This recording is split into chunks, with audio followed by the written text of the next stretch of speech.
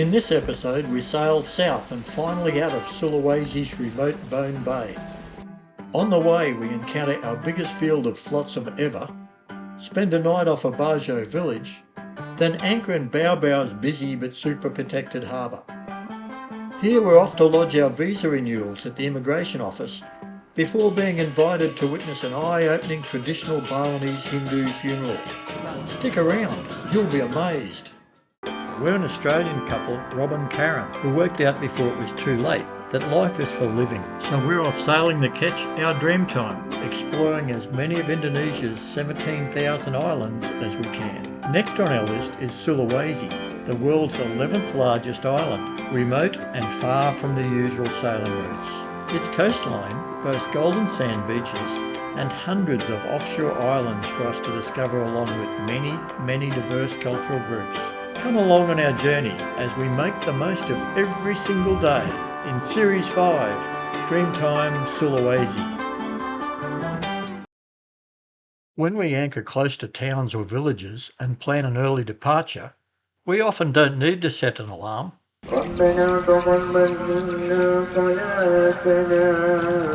The morning call to prayer tends to do the job.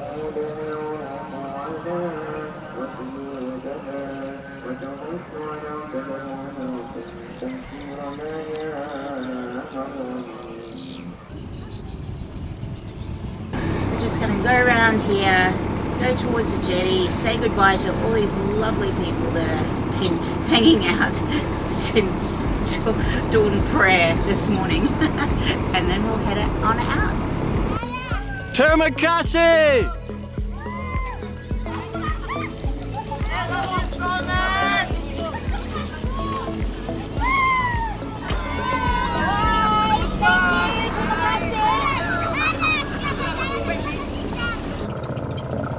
We have an escort out of the harbour. Australia! Yes! Indonesian! Tidak Basra Indonesian! Despite the language barrier, we had a chat of sorts for a while before we called him to come alongside and tossed over a Dreamtime Sail t-shirt. Yay! Thank you, mister! Thank you! Thank you very much! Okay! Salamat pagi! Who knows? We may have gained a new YouTube viewer. Breakfast is underway this morning as we were up very early. So just some French toast. Yum. We are sailing. What a really cool thing. We left Boepinang and got out here and had about 9 knots of breeze. So got the engine off, the sails up, getting along at about 4.5, 5 knots. So we're just hoping it holds for a while. But it's just a nice way to start a day. Karen's in the cockpit uploading our SITREP, our situation report for our virtual crew on our Dreamtime Sail Patreon Facebook group. I've got the fishing line in the water. It's a good day. It's a very good day. Let's hope it stays just like this.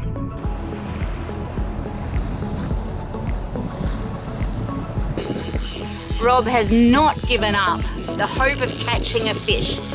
I got a seaweed fish. You got a seaweed fish. I want to see your seaweed fish. Oh, that's a good one. Oh. Oh, I would not like to hit that sucker.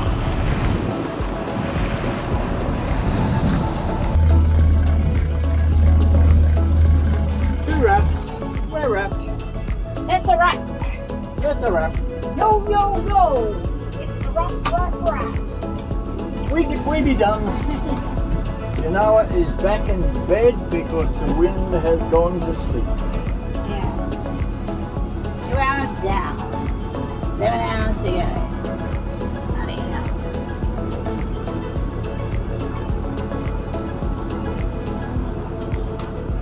Our average is 4.9.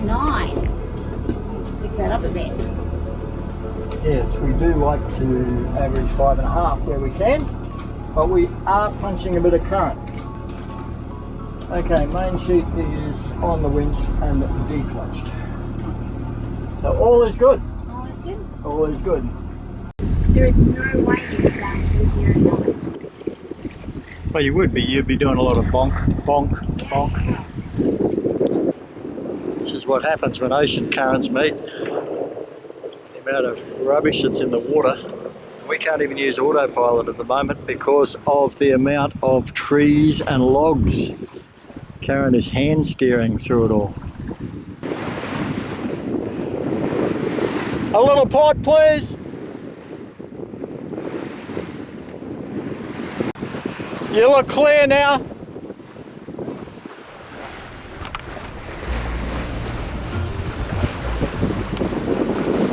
We've now got about 6 knots of wind, of apparent wind that is, at around that 60 to 65 degree mark.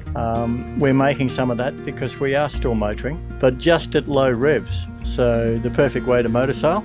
We're still managing to get along at around about that 5.5 knots without burning too much diesel. If we turn the engine off, we would be down into the 1s and 2s, I would suggest, because all of a sudden that 5 knots would turn into probably about 3. Sea state, as per usual, is very benign, which we are not upset about. And the good news is we appear to have cleared a lot of the rubbish and logs and crap that we were motoring through on the southern end of that arm of Sulawesi. There was a place where currents converge and it dumps all of whatever they've picked up along the way. We have arrived at Pulau Cabana and we've just come in and anchored off the village of Talabasa.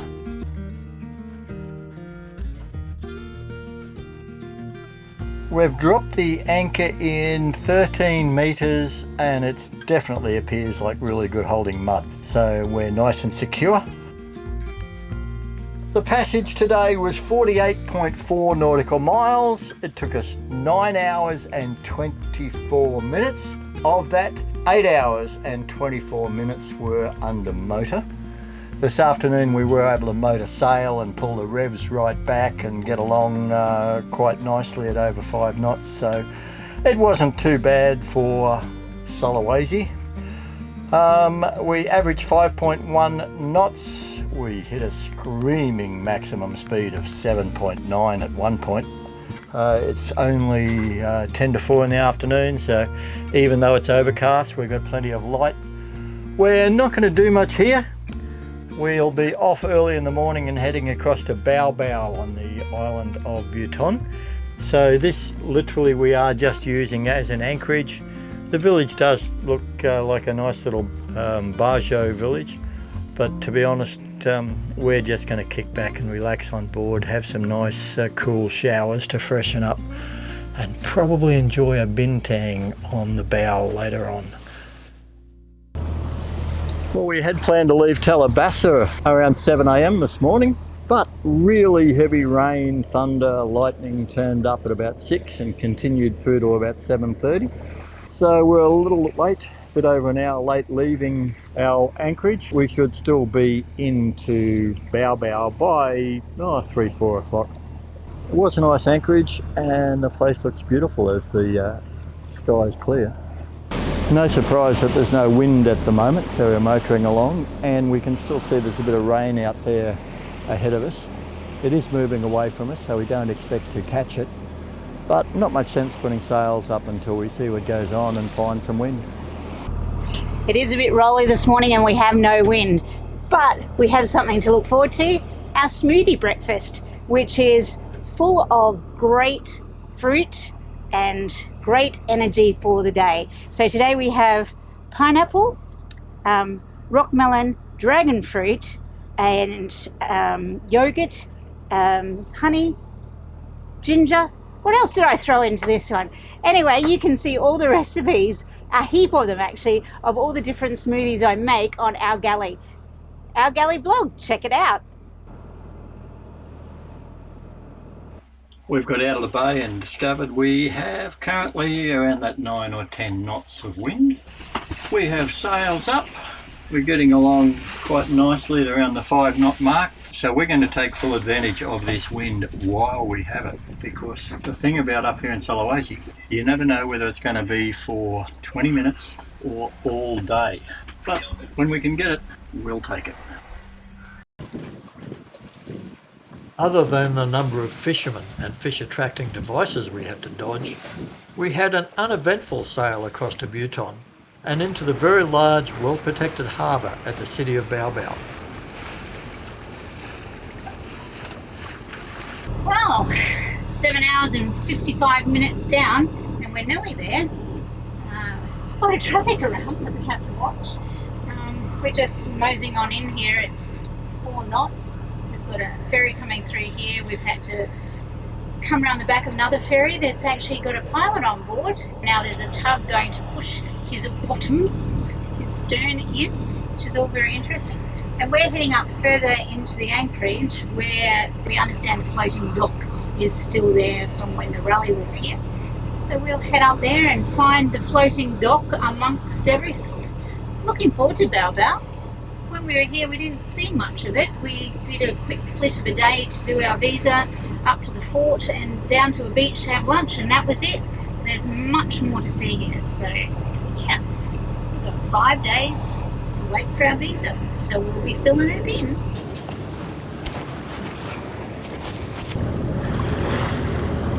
$15.6. I'd be happy here. Okay, get ready.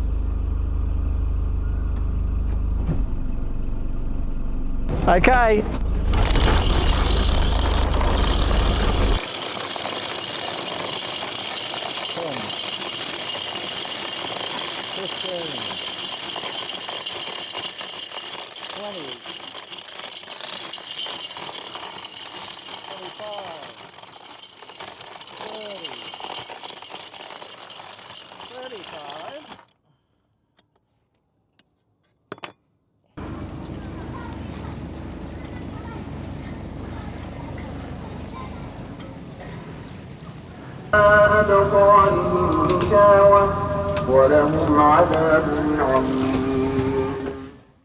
Our main purpose for coming to Bau Bau was to extend our visas, and next morning we were on the dock early to get things underway. Once again, the floating dock was a wonderful idea for when the Indonesian rally comes through, but maintenance is still a small issue. It's safe to say that the floating dock hasn't been used a lot because all of the walkway timbers are in the water. But we have helping hands to put it back together for us to... Yes, Khemang is our agent here who is going to be doing all of our immigration. And be our tour guide as well. And tour guide now, and also banking assistant. What else titles can we give Khemang? And now builder of bridges.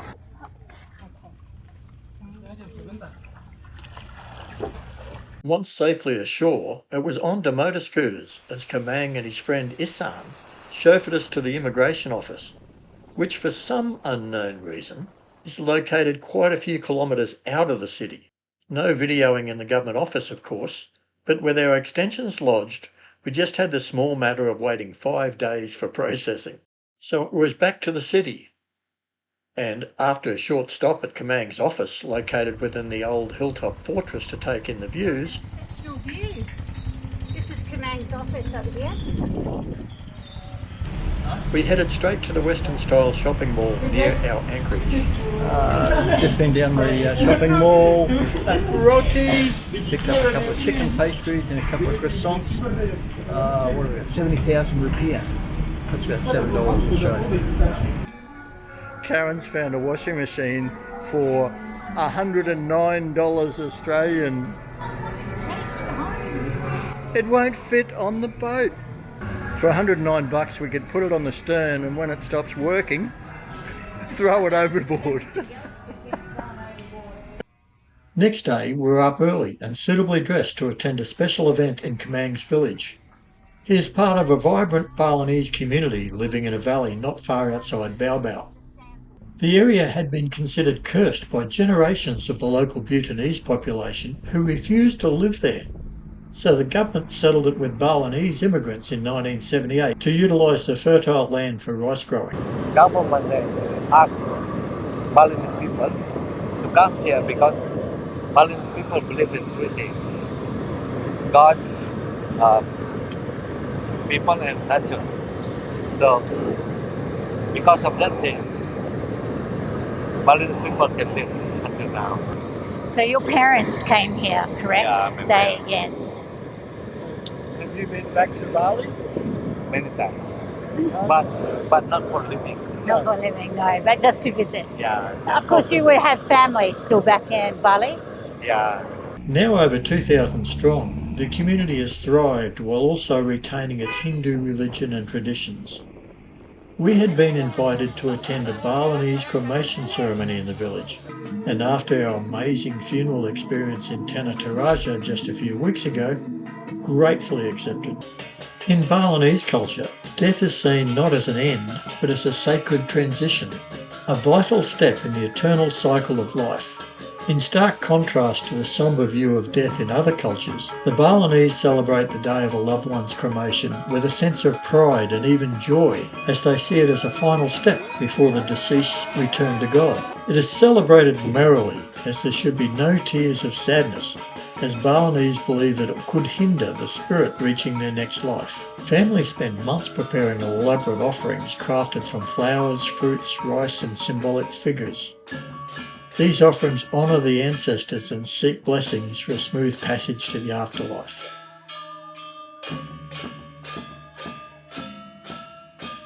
As prayers are recited and offerings made, the body is set ablaze. Fire is at the heart of the ceremony, a purifying, transformative force. The flames are not destructive, but sacred. They release the soul from its earthly form, allowing it to ascend and continue its journey through the cycles of reincarnation. So the cremation that we're watching today, male or female? It was a female. A female. Yeah. And elderly female? Old. Yeah. Old. Older than me or younger than me? Older than you. You look so young. You're such a child, aren't Nah. you? I think you're younger than my wife. I don't think so. So the people, they are singing a song over here. What's it for? This is a religious song, and this song means hopefully the song can accompany the dead body to find a good way to the heaven, and hopefully the dead body will reborn in better life. In a better life. Yeah.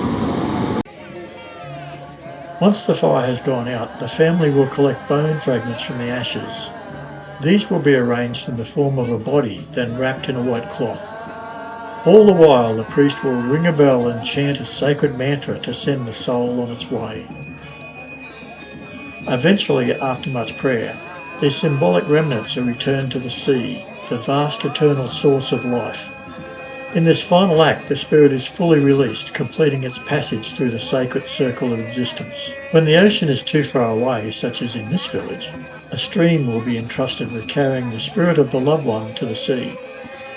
The Balinese believe that when the ashes are scattered into the ocean, the soul is once again returned to the universe. We felt very privileged to experience this joyful occasion with Cremation and his community. Well, it's time to get rid of some rubbish and get some fuel. So at home, of course, you just take the rubbish out and put it in the wheelie bin. And the fuel, you drive up to the service station and get some petrol or diesel. Or if you've got a boat, you just rock over to the fuel dock and fill her up.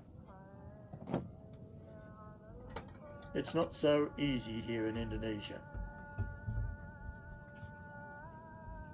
Here in Bau Bau, I'll use our trolley and just take a couple of jerry cans at a time up to the fuel station, and I'll get rid of the rubbish in their bin at the same time.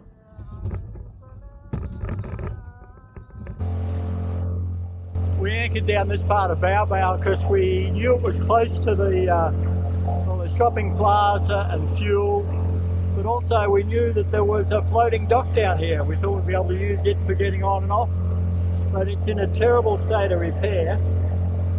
And at high tide it gets disconnected from the shore.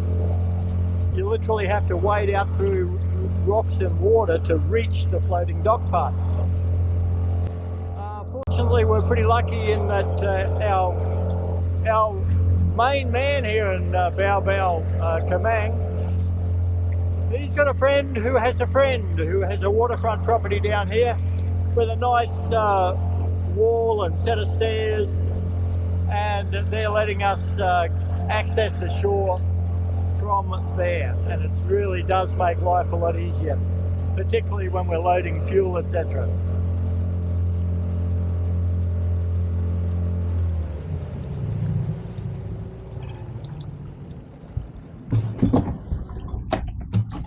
Yes, the trolley would clearly take more than 2 jerry cans, but the fuel station is right up a steep hill, so I've got to then control it on the way back down, and with 4 jerry cans in this trolley, the wheels are bulging, and this old guy finds it too hard to tow. So better to do more trips and just take it easy.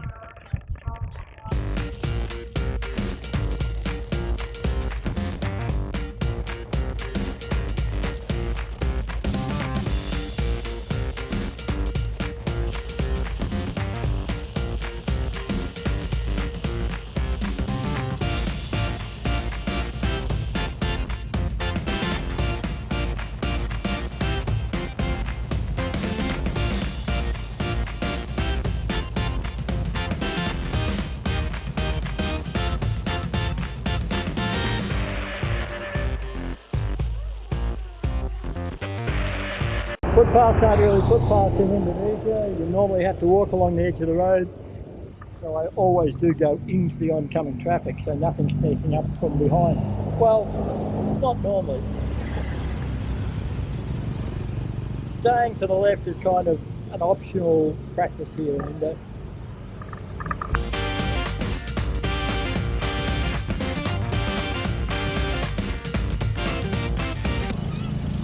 So the question, how many people can you fit on a motorcycle in Indonesia? One more.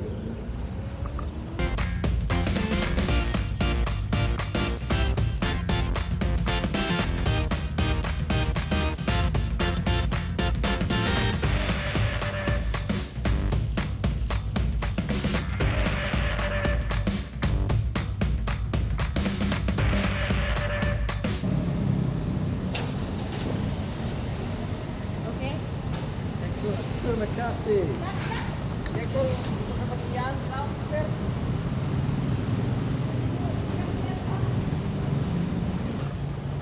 Terima kasih. Thank you. I'll come back later. Okay.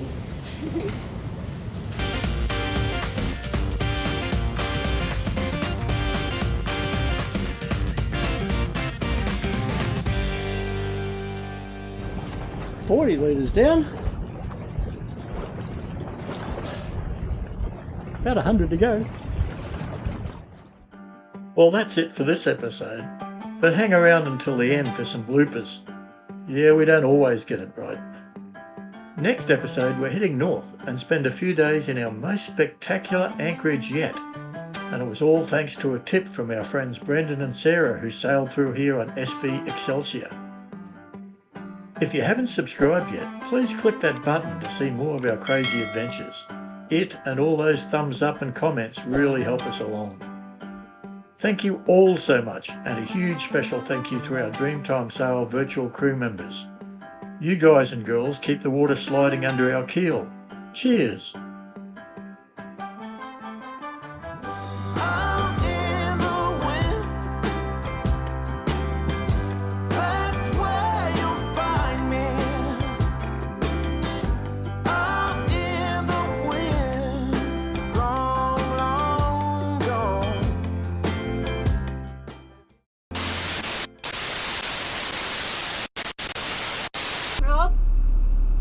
Wind is there, so we are going to hang back. Wind is there.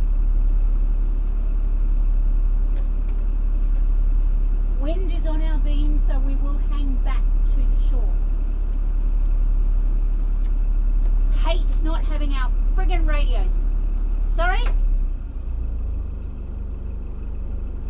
deaf in one ear. It doesn't help.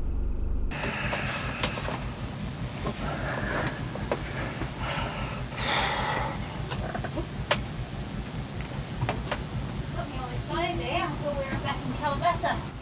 I'm about to do my piece. Camera's rolling. Breakfast underway. Breakfast underway this morning. We were up and early and sun. Oh well. Try again. We'll never catch anything if it's not in the water. Very true. We may never catch anything with it in the water. Very true. But I remember around the east coast of Sulawesi, Excelsior actually, was it east coast or through the middle? They actually got a marlin. So you're going to try and beat Brandon, are you? Beat Brendan in the fishing contest? I don't think so.